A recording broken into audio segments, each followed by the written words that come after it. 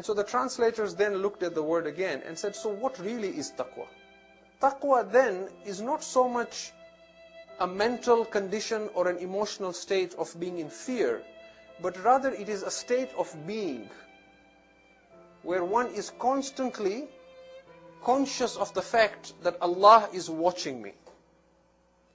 And because of that, you will see that now the translations will translate taqwa either as guarding against evil, or a better translation you will see is God consciousness. And if you keep this translation in mind, now when you read the Quran, look at how it fits perfectly in every verse. Inna akramakum indallahi atqakum. Surely the most honorable amongst you in the eyes of Allah is the one who is most conscious of God. In other words, the one who is most present and aware of Allah. He is the most honorable because he is the most connected to Allah. For the month of Ramadan, we have the verse, كُتِبَ عَلَيْكُمُ الصِّيَامُ كَمَا كُتِبَ عَلَى الَّذِينَ مِنْ قَبْلِكُمْ. Fasting has been prescribed for you as it was prescribed for those before you. Why? لَعَلَّكُمْ تَتَّقُونَ. So that you may become God conscious. So that you may wake up. You see, sometimes when we talk about Ramadan, we look at it from one dimension only. We say Ramadan has physical benefits. It helps us purge our body and our stomachs. That may be true. But if that was the only reason, then those who are eating extremely healthy would not have to fast.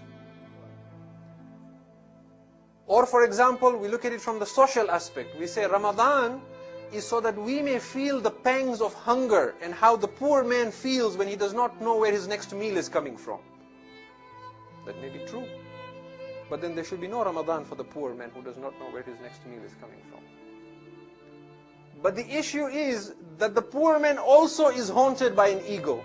And he also needs to wake up. And therefore, if we translate then taqwa as God consciousness, as awakening, then Ramadan becomes the month of awakening. The purpose of life becomes to awaken. And we will clarify what we mean by awakening shortly, inshallah. The other thing about the month of Ramadan is that you will notice that in all the other ibadat, you are doing something. But in Ramadan, you are not doing. In Salat, you do something, you pray. In Hajj, you go and perform something. In Khums, you give something. But in fasting, what do? Can you show me at any point in time, right now I'm doing something called fasting? No. In fasting, you are not doing something. You are not eating. You are not drinking. You are not lying. You are not indulging in physical pleasure. And therefore, Ramadan then becomes a month in which you peel off layers of attachment and layers of distractions that obscure us and veil us from Allah subhanahu wa ta'ala. That is the philosophy of Ramadan.